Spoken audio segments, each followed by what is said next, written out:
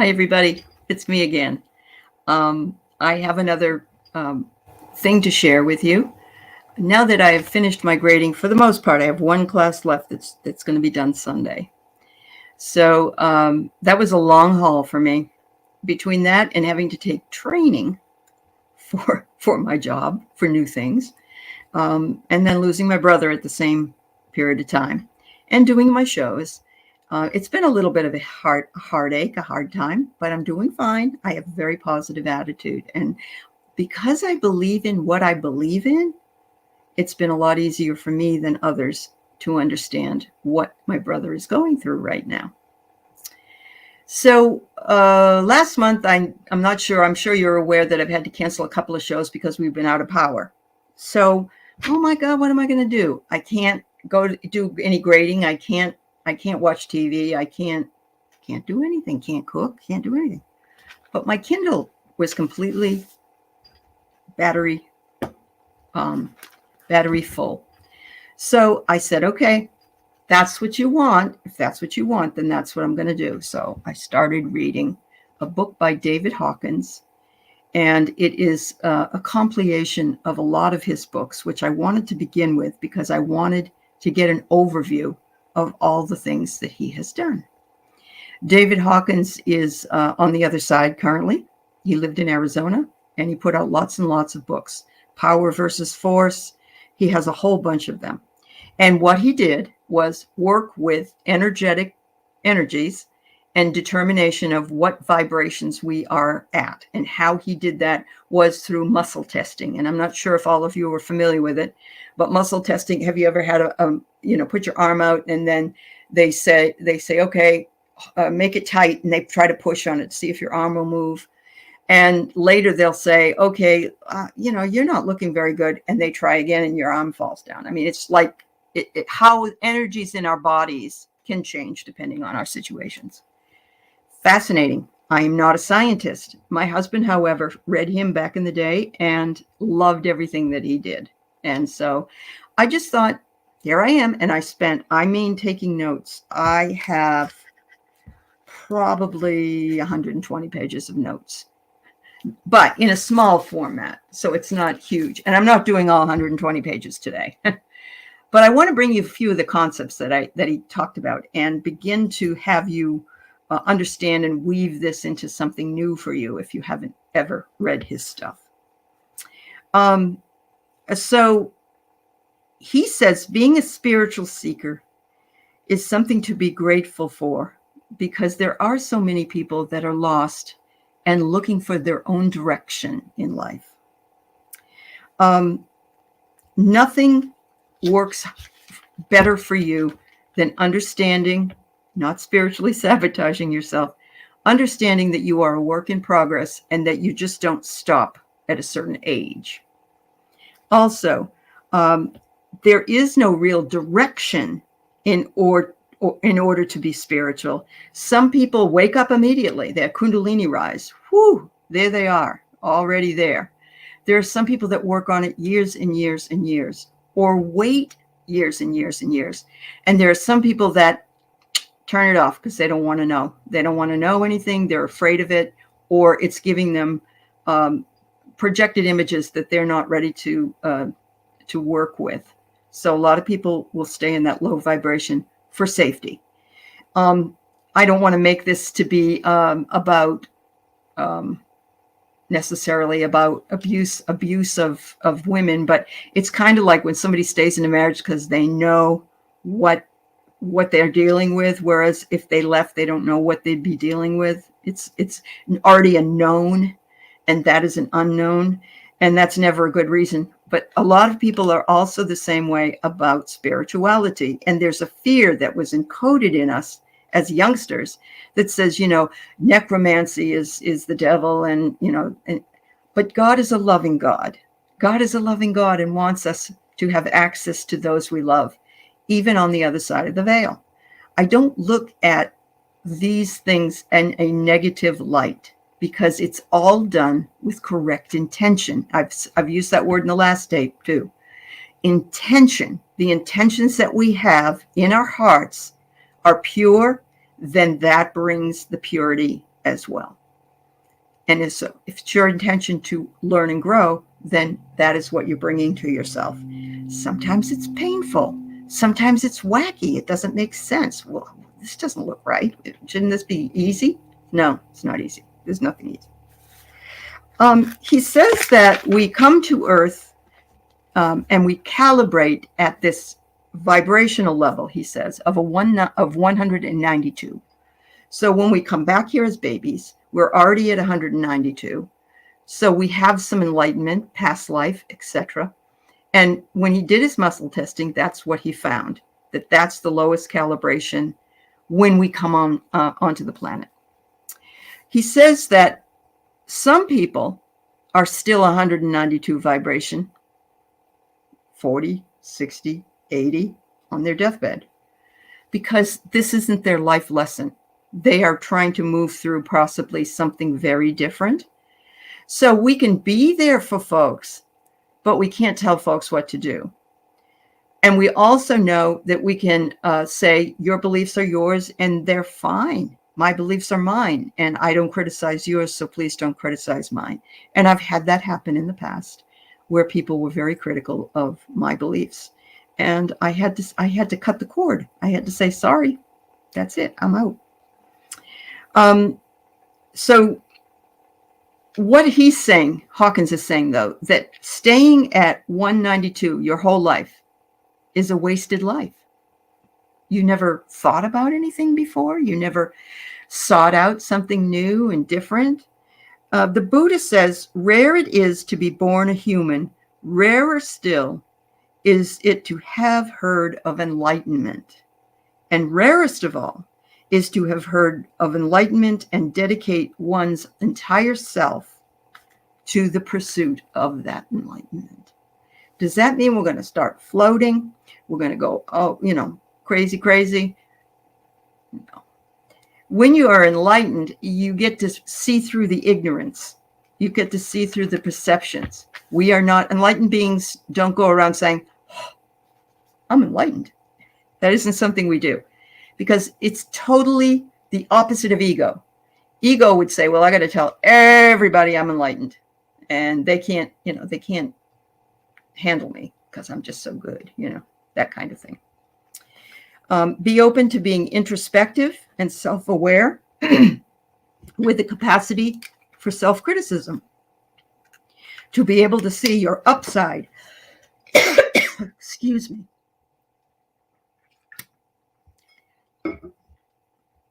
your downside, and your limitations. We are limited. There are things sometimes we just can't do. But those things are under our control more than we think they are. Reflect on suggestions others give you. Observe, discern if that's your truth. People are completely oblivious in many ways. So, it's very, very hard for us in this horrendous political climate. At the same time, we have to believe that karma does bring the justice that the people deserve for being the way they are. If it's good karma or if it's bad karma. People can't escape being cruel and not having to suffer for some of that.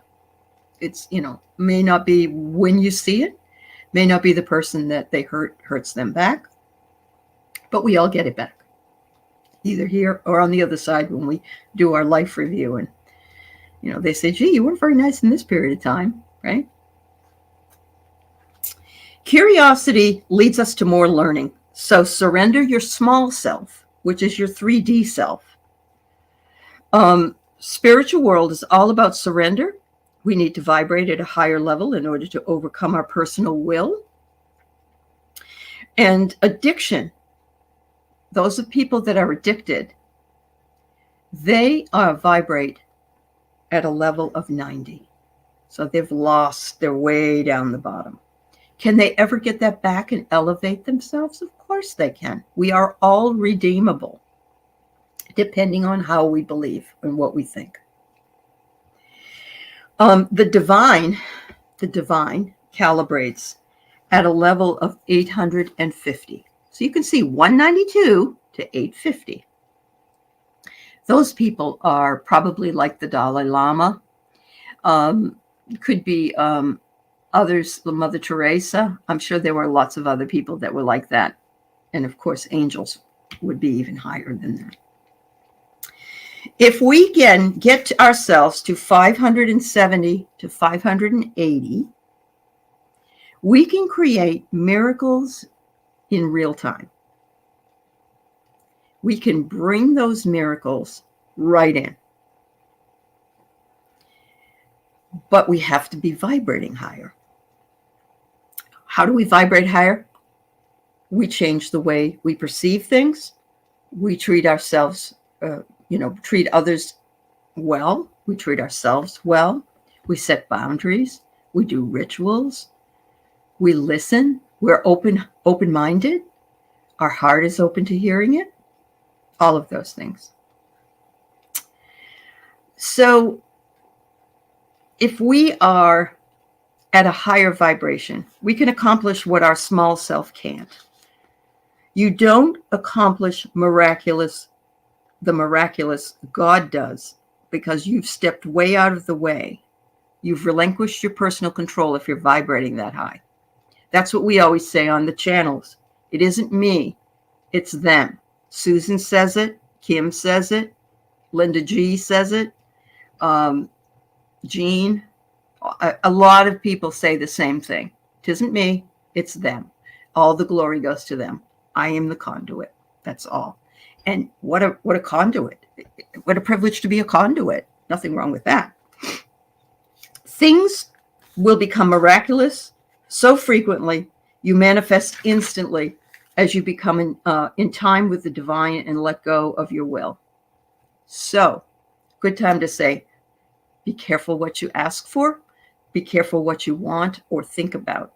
Because if it becomes that you're higher, this is not to scare anybody. I keep thinking of the Midas touch when he wanted, I don't remember what he wanted. He wanted something, and then he wanted gold.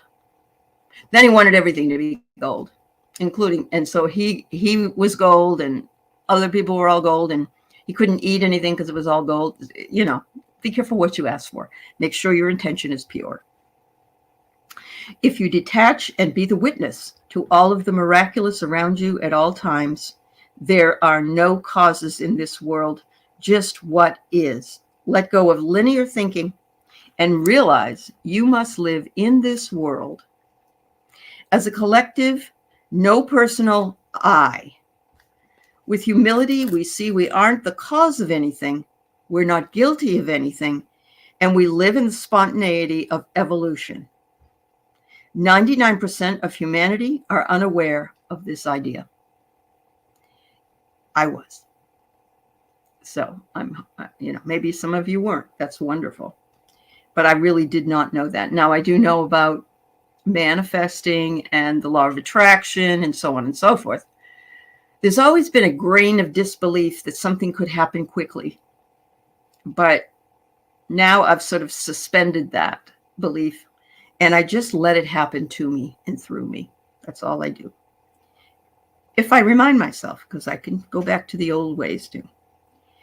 You are that from which awareness radiates out and consciousness comes up. God as source is consciousness. The light of this source is consciousness, your consciousness. Let go of that which you are not. Silence calibrates at 1,000. So it is the sound of God. Can you imagine? You've got yourself up to 570, 580, but then you learn how to silence yourself. Sit in silence. Boom.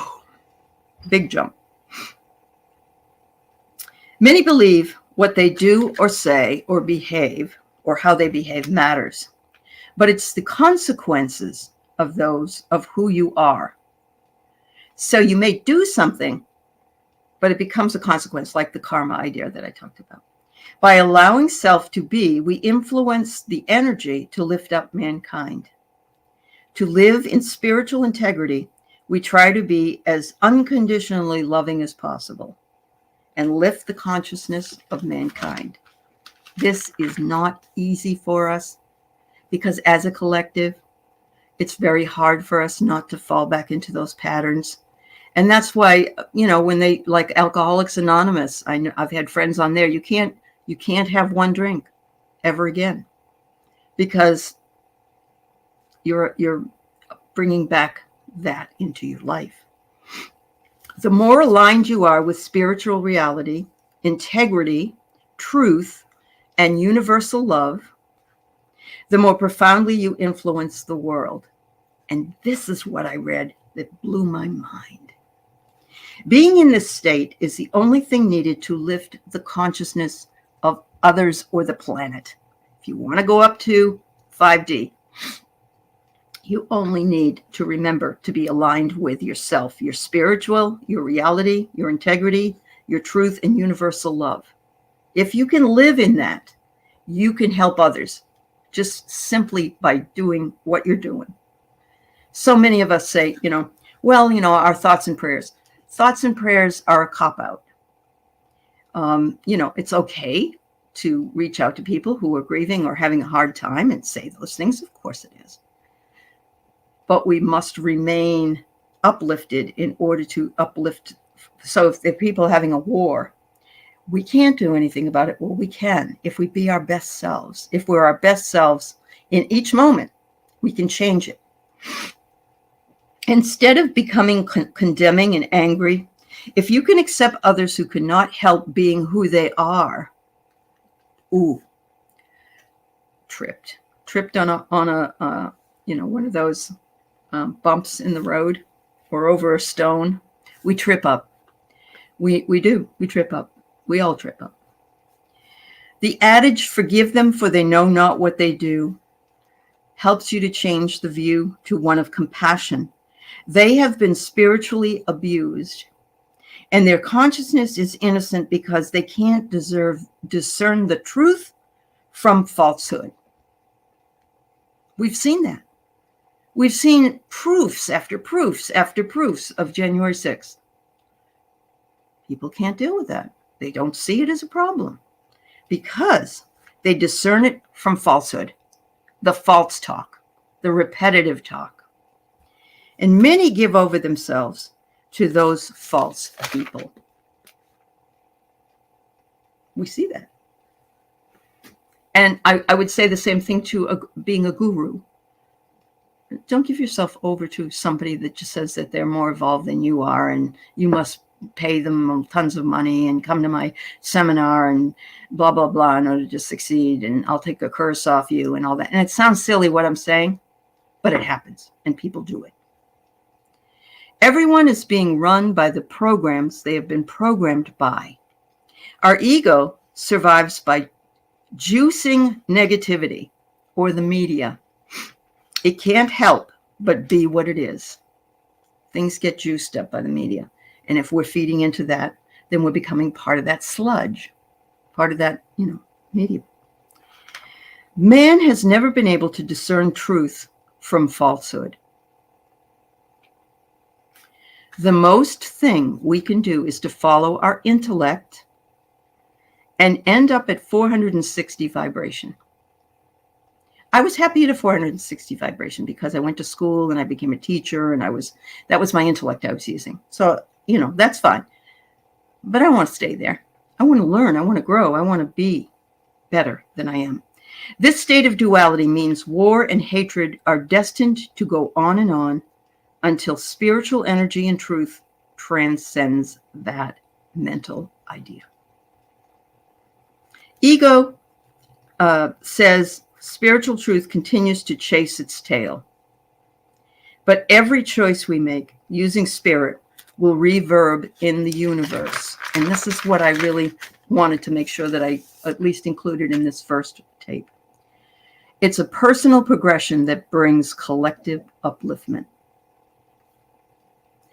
Anything we've ever done, thought, and felt, every decision we've ever made is recorded in the field of consciousness and the Akashic records. The more loving a person is, the more loving their world becomes. The more hatred a person feels, the more hatred in their world comes. When we experience the world of our own creation is when we know we have passed over to that higher vibration, and that we know miracles happen, and that we know we love ourselves, and we're humble, and our consciousness is expanded.